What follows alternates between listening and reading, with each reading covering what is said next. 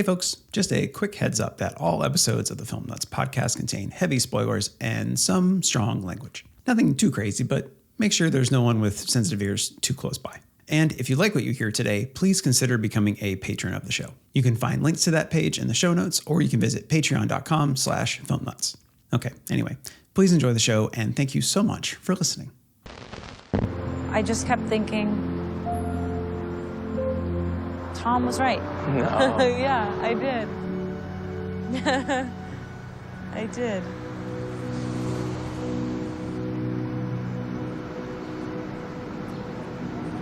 It just wasn't me that you were right about.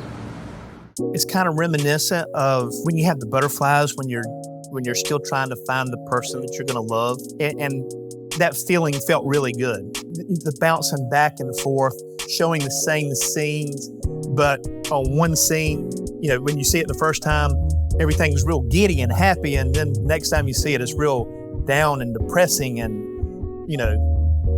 it's like real life.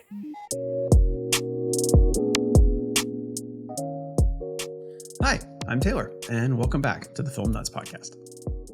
Have you ever stopped and thought about how you got to where you are today? The opportunities that came along, the places you've been, the food you've eaten. All of these things are parts of your journey, your experience being you. And one of the biggest things that can affect how your life turns out is the people you meet. 500 Days of Summer is a testament to this fact. Starring Joseph Gordon-Levitt and Zooey Deschanel, this film is a quirky romantic comedy that demonstrates how the relationships we build ultimately shape our character and our lives. There's lots of fun to be had in this movie, but for my guest today, the events that mimic real life are what make this film truly special. Bill Howard is a photographer and filmmaker who feels the effect 500 Days of Summer has as a film is the same as someone searching for the love of their life. That parallel, despite this film's use of magical realism at times, is a huge comfort to Bill. He and I chat about his unconventional journey to becoming a filmmaker, the warm reception of his most recent film, Something Walks in the Woods, and the idea of leaving a familial legacy. We've got a lot of ground to cover here. So, roses are red, violets are blue. Here's Bill Howard talking about 500 Days of Summer on the Film Nuts podcast. I'm actually doing wonderful. It's a lot better than what it could have been. Because COVID could have put me out of business, I would say.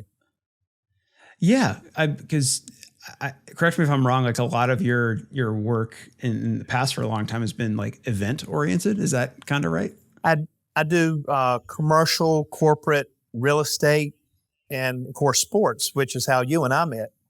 Mm-hmm. And when COVID hit, it hit us right there in the ACC tournament. Mm-hmm. And I remember that. Yeah. Yeah. And, I never got back with the university after that because of the rules. But I picked up like 5 clients that did vacant land stuff. And I had never been to California until COVID hit. And I've been to California 7 times. Shot like 60 properties in the Mojave Desert. So, wow.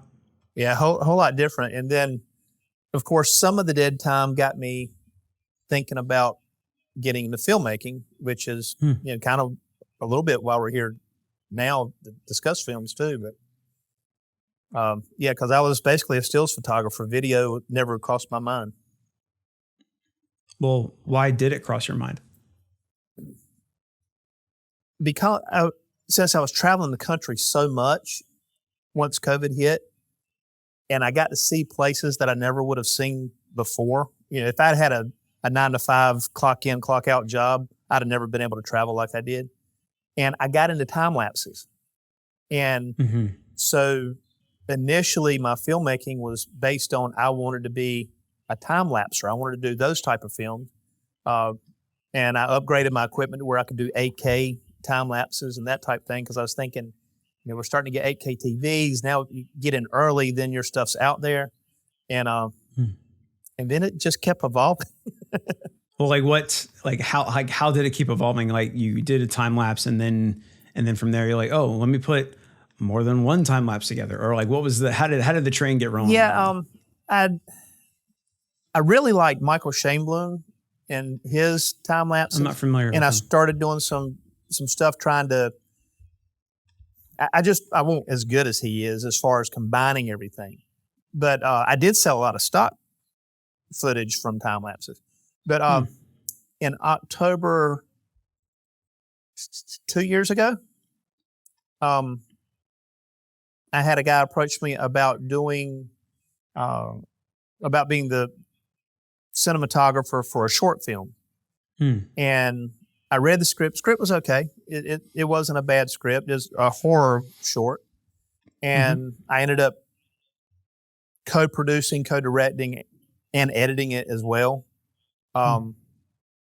And I really liked the way the visuals were coming out. And honestly, I think the photography side of it really drives what I want out of visuals. But I enjoyed the experience of having cast and crew where doing time lapses, it's just me. Yeah. And my prior life before I got into photography and filmmaking, which photography, I've a little over 8 years now full time.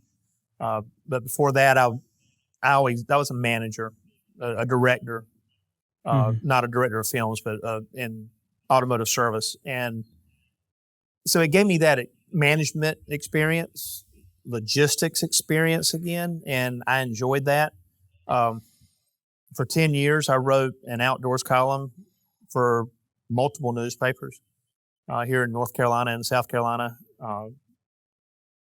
And so I decided to write my own script. I learned how to write a script in the proper format.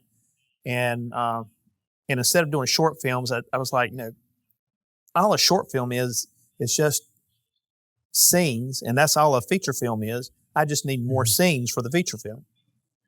And so I wrote a feature-length script, and it did very well in some of the film festivals as far as the script part of it. Obviously, I hadn't filmed it at that point. I was just sending in the scripts for submissions. Toronto Film and Script Awards, for instance, I did really well there. And so I just bit the bullet and decided to start trying to film it. And the thing is, I've become really good at making feature films for $1,000. Yeah, the low budget stuff, man. The low budget stuff is important. Yeah. And so I cast for The Great Dismal, which was the first feature film I did. And then we ran out of time. The Great Dismal is based in the Great Dismal Swamp, but everything started getting really green when I was filming in the winter, and it transitioned into spring and summer.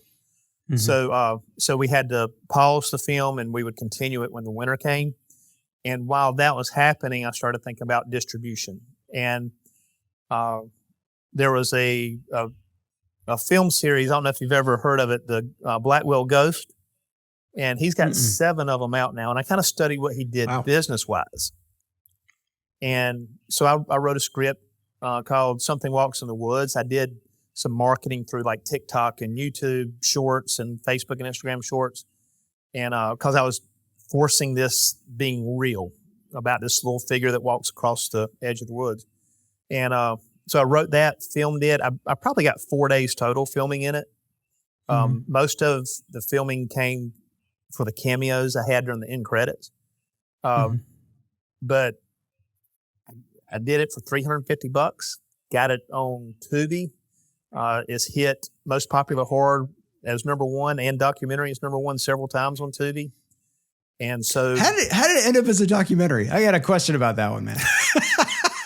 I don't know because I watched it yesterday and I was like, this is not a documentary. Why is this listed as a documentary? It's just what Tubi chose it to be, I guess. That's so weird. And see, it's not even listed in horror, but it made most popular horror. So I don't know. And I call it soft horror. It's nothing. It's actually probably more creepy. Thriller suspense. It's creepy. Yeah, I can see that. And it's a mockumentary, but it was fun making it. And it's now a 5 films thing. I'm working on film #2 for it now. Cool. You said you watched it. It's a slow burn. And it builds up at the end. And so we're kind of, film #2 is going to be kind of on a tangent. Film #3 brings it back to what number 1 is, and then film number 4 is actually going to be a narrative rather than the documentary thing, because my distributor has said I've got to do it as a narrative. So we'll have a narrative as number 4, and then we bring it back to a mockumentary on 5. Wow. Well, I mean, that's exciting. You got so much going on. That's really cool. And I'm writing another film now called The AT, which is going to be, it's like a mockumentary as well, but it's a true crime type rather than a horror type. Okay. That's kind of cool. Interesting. Yeah, I'm just trying to play with all genres. So I don't like to do this, but if I had to judge a book by its cover, I would not say that your favorite movie is 500 Days of Summer. Yeah, you would. So I would like to know, Bill Howard, why your favorite movie, or the movie at least you wanted to talk about today, is 500 Days of Summer. 1, I like Zooey Deschanel. 2, I like Joseph Gordon-Levitt. And then the way the movie made me feel, it's kind of reminiscent of when you have the butterflies, when you're still trying to find the person that you're going to love. I guess and that feeling felt really good. I love the Smiths. Sorry? I said I love the Smiths. You've good taste in music. You like the Smiths? Yeah. To die by your side is such a heavenly way to die. I love them.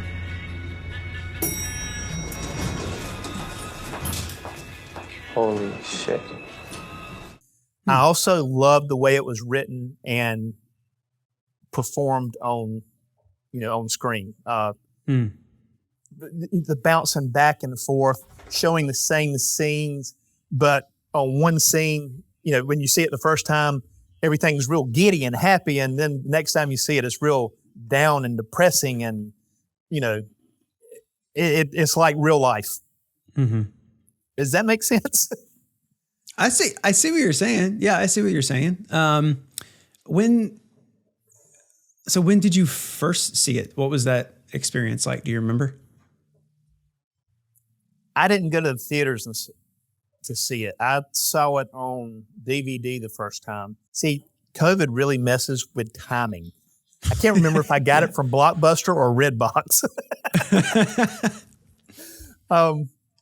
But yeah, we rented it, and my wife didn't like it nearly as much as I do, and my friends don't like it nearly as much as I do. I could watch it all day long. I could have it as background. Just about every scene in it makes me feel a certain way, and it's kind of like real life in that you find that one person that you want the relationship to work so badly. You're so smitten, and the other person just doesn't reciprocate quite the same way. And it's usually that next relationship is the one that really counts. It's what happened with me and my wife. It's, and you look at it and you're going, that's the way it was in the film for Joseph Gordon-Levitt, but it was actually the way it was for Zoe. She was the one that found the person she loved after the relationship broke up. I was sitting in a deli and reading Dorian Gray, and a guy comes up to me and asks me about it, and now he's my husband. Yeah, and so? So what if I'd gone to the movies? What if I had gone somewhere else for lunch? What if I'd gotten there 10 minutes later? It was meant to be. Yeah, it just reminds me so much of real life, and not just relationships. It can even be work. As far as going from photography to filmmaking, going from automotive to photography, everything seemed like there's a pattern, but just like in the movie, it may bounce around everywhere. They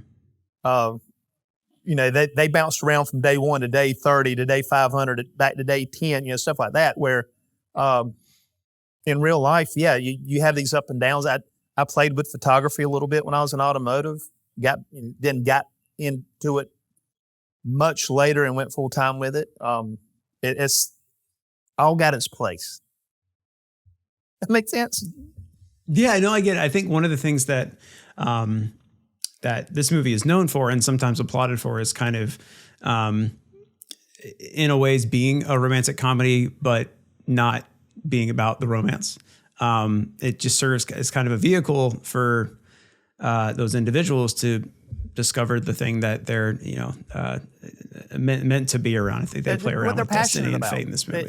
It's passionate about another person. But yeah, exactly. Yeah, going back for a second, I'm actually super curious about how you ended up switching from working in the automotive industry to being a photographer. All right. So, again, let's go way back. Let's bounce all the way back, right? I went to NC State for journalism, and I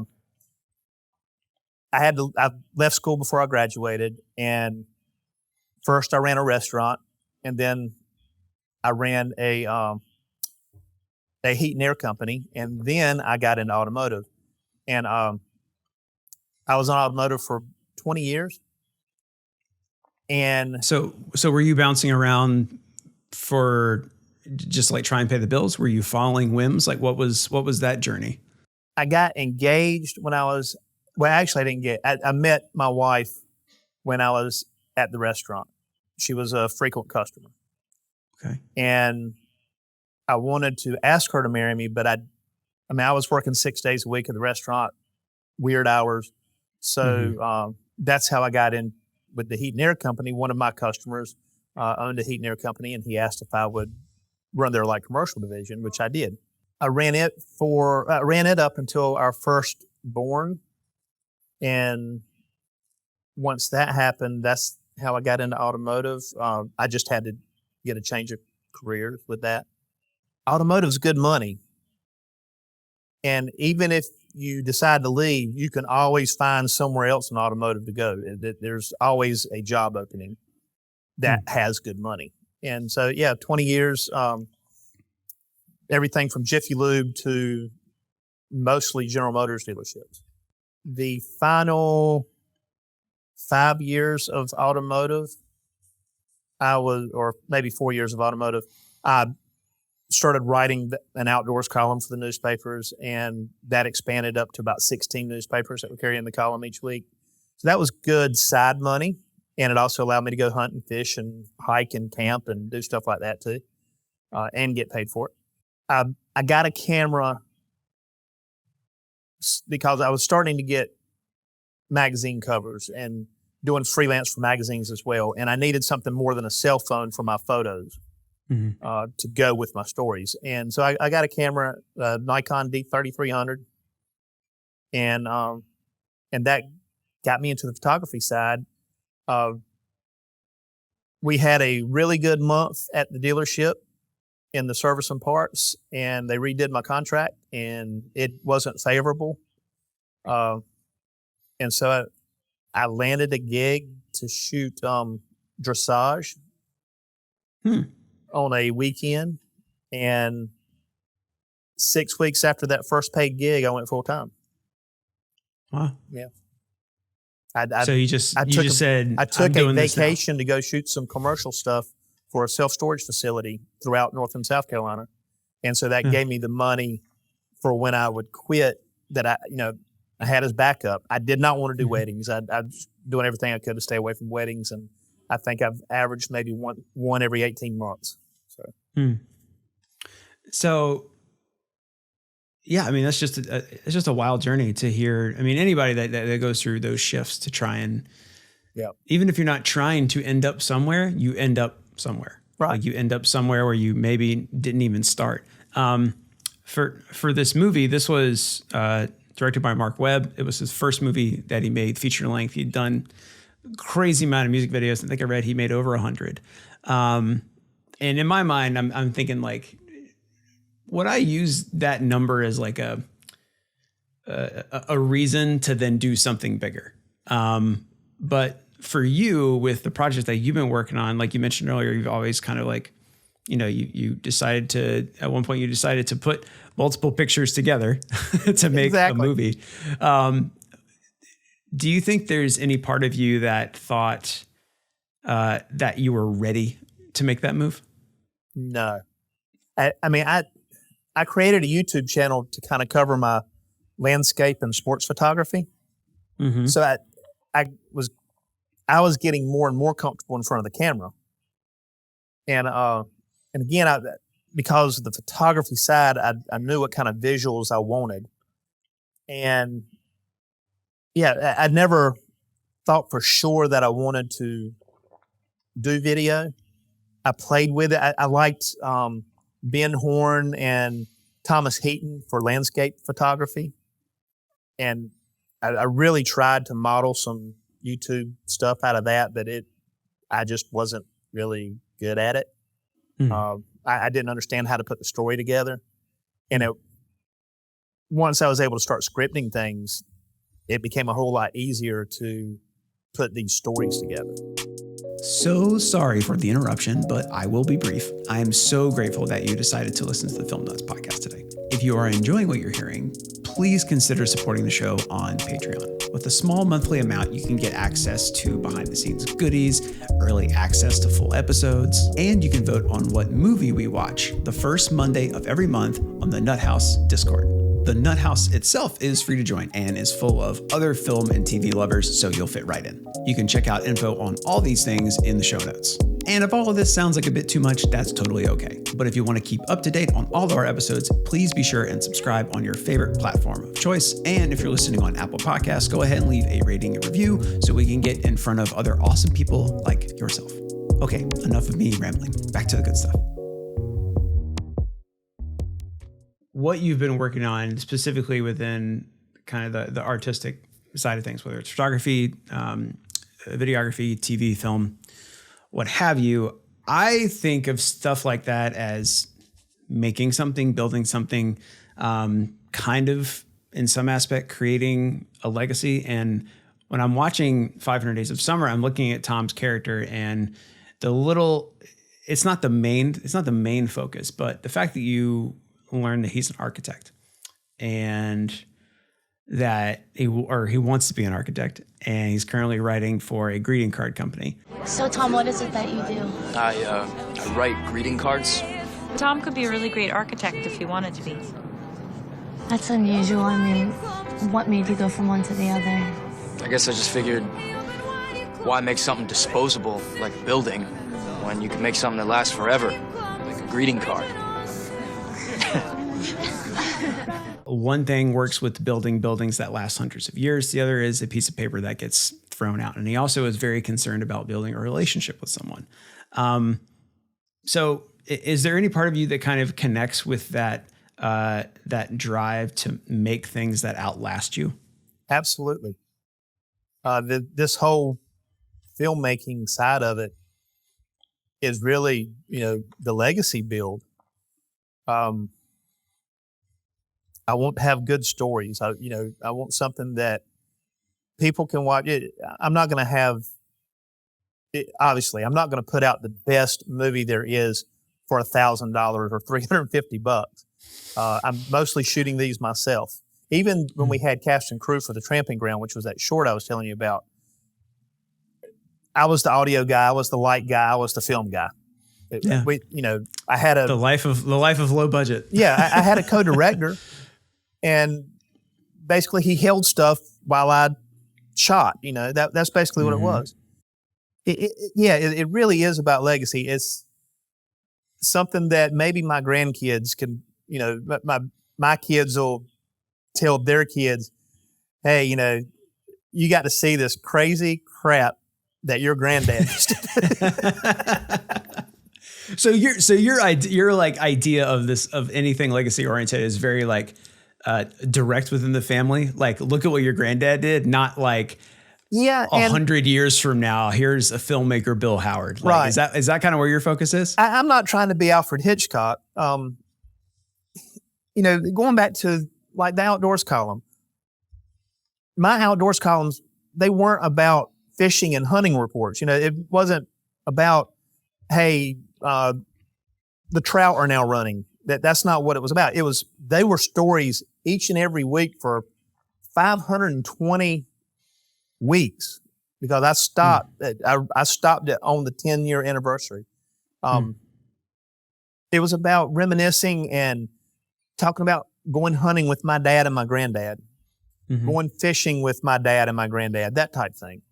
Those were the stories I put out each and every week. And then as my kids would grow, like I did a 3-week story on taking my youngest fishing for the first time, about hyping it up for him, making him so excited that he would pee his pants if he caught a fish. that was the goal.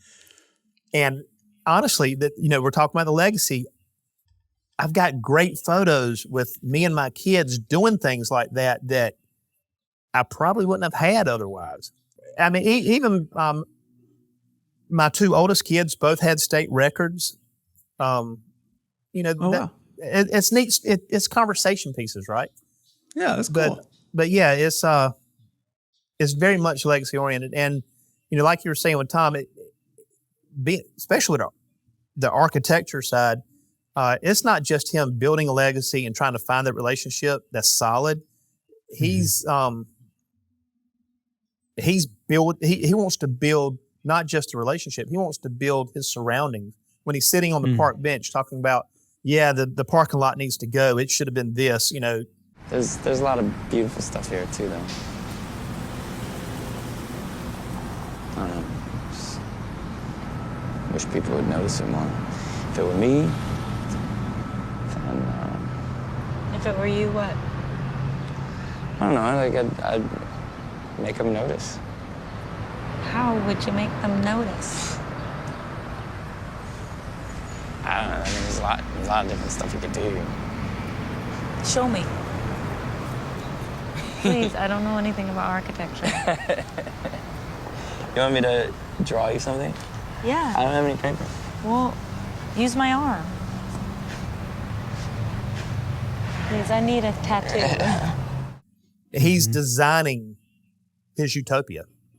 And with filmmaking, that's kind of what we get to do.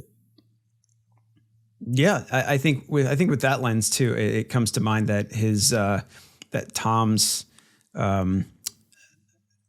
because the movie is seen through his eyes. Yeah. And he's crafting the world around him, and it goes beyond him sketching a skyline that he's witnessing. Like it bleeds into the magical realism of it, of breaking into a mosh pit, not a mosh pit, a flash mob dance scene featuring the UCLA marching band. Like I did not expect that to happen in this movie. That's one of my favorite scenes, especially the big brass coming out right behind him at the perfect moment.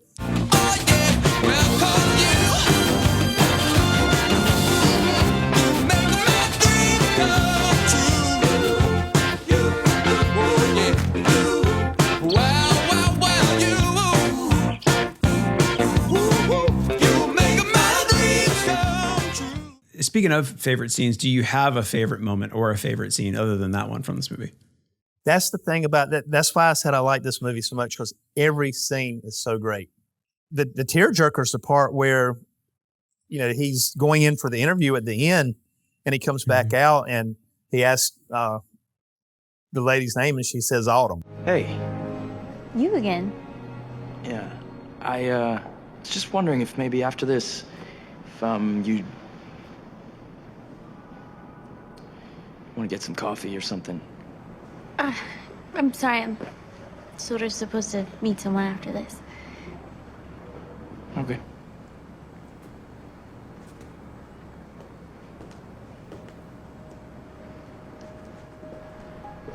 Sure. What's that? Why not? Okay, well then I'll just, I'll wait for you. We'll figure it out. We'll figure it out. My name's Tom. Nice to meet you. I'm Autumn. Because it's the turning of seasons. He's now hit that part that we all desire to hit, right? He's hit the part that Summer hit earlier in the film when she left him and then found someone. And, was engaged at that point. Do you think at the end of 500 Days of Summer, that Autumn is the woman that Tom ends up with, or is this another 500 days? I think she's the one he ends up with. Why? Because there's not been a sequel to tell me different. No, They haven't made it yet. Yeah. Again, it's the turning of the season, and she's the one for that the maturity part of life. She and Zoe, Summer found her person. Mm-hmm. Tom came off of his breakup with Summer. Mm-hmm. It's usually that next one is the one you end up with. It's what happened to me. Honestly, it's what happened to my oldest son. He had a bad relationship that he wanted to go all in with, and there was just something missing. But the next one was the one. It was the way it was with my wife. She had her heartbreak, and then I came into her life. I don't know. Does it work that way with you? Oh, Let's turn the interview around. I didn't really have an interpretation of it. I was just like, I'll be honest. When her name was Autumn, I was like, really? That's a great twist. That's really on the nose. But I did with the thing I had to keep in mind when watching this movie is when it came out.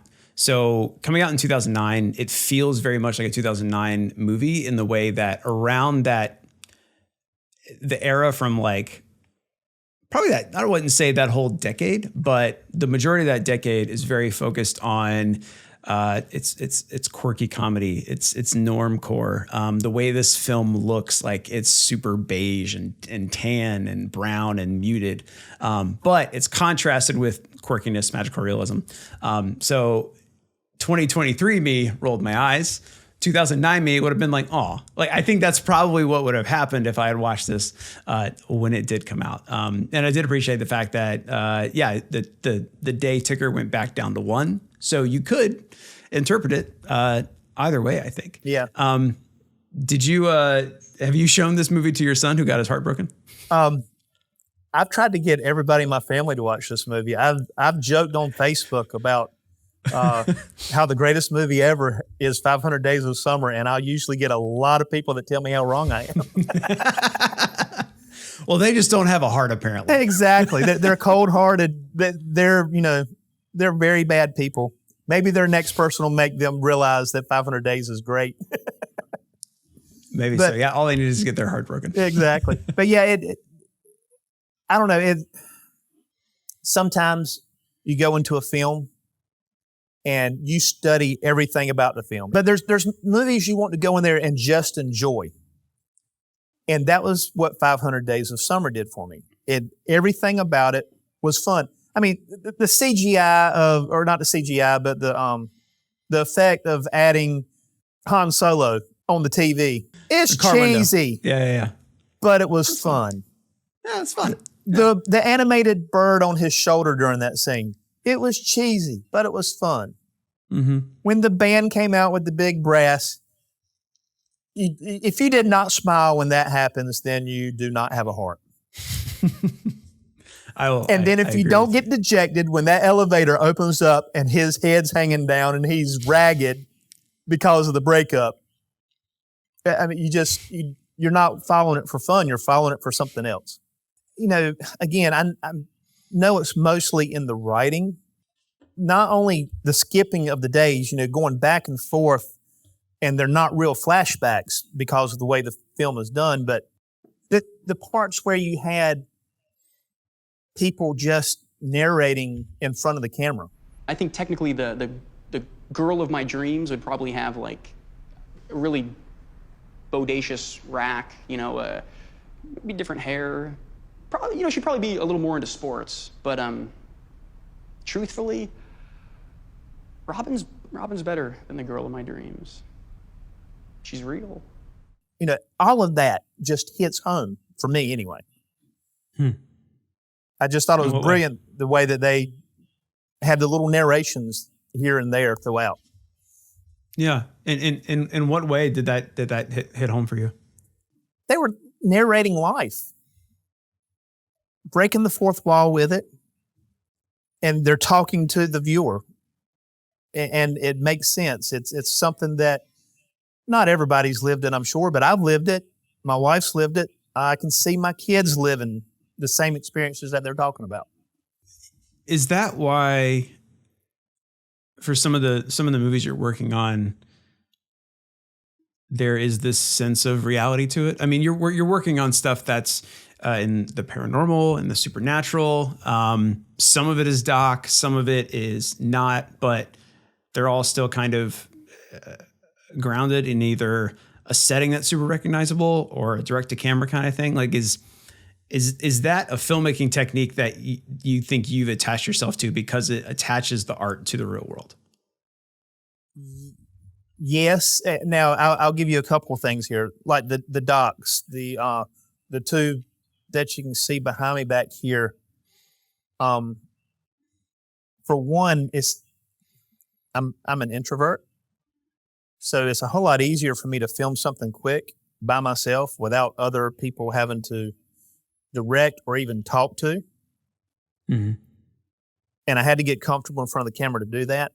But I've also learned that in those two films, when I talk to the camera, I've had so many people talk about how great I acted. And I wasn't acting, it was me.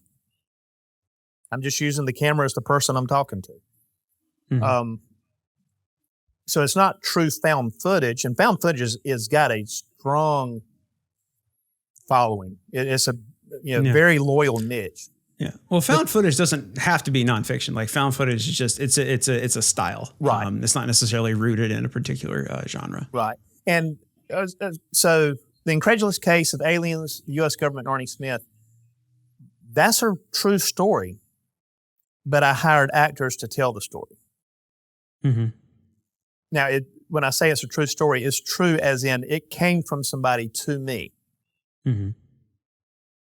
Whether it's true, that's for the viewer to find out because it goes way out there. Something Walks in the Woods is based off of a TikTok that my wife showed me, and I decided to make my own figure walking across the edge of the woods. And that would be a good reason to do a documentary, is to find out if there's something really there or not. I got to tell our listeners and our viewers, if you're interested in any of the stuff that Bill has made, I would say check out Something Walks in the Woods, because I watched it yesterday with actually a friend of mine. I sent her a link and we watched it at the same time because she's big into ghosts, and we started watching it because it's listed under documentary, and I start watching it, and I tell you, when I got so mad whenever I could tell that you added sound and that the effects were being uploaded, I was like, this is not a documentary. What happened? And then I'm researching more, and I'm like, oh, Tubi just put it there. Like, they did, I know Bill didn't say this is a documentary, because even at the end of the movie, you say it's a work of fiction. So, but not knowing that, I was so mad. Oh, me.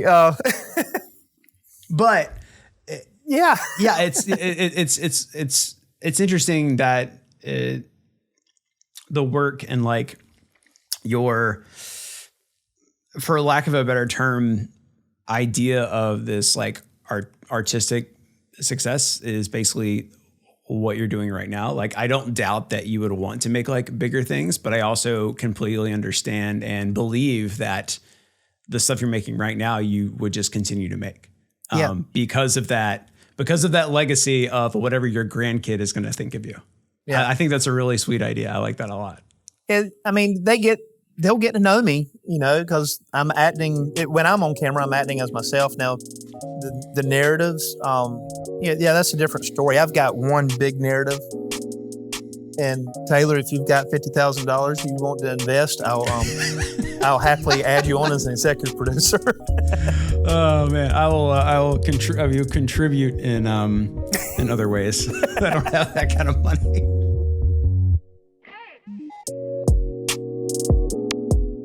I think the specific type of Bill's desired legacy pairs really well with the idea that our relationships with people, loved ones, friends, whoever, can really shape who we become.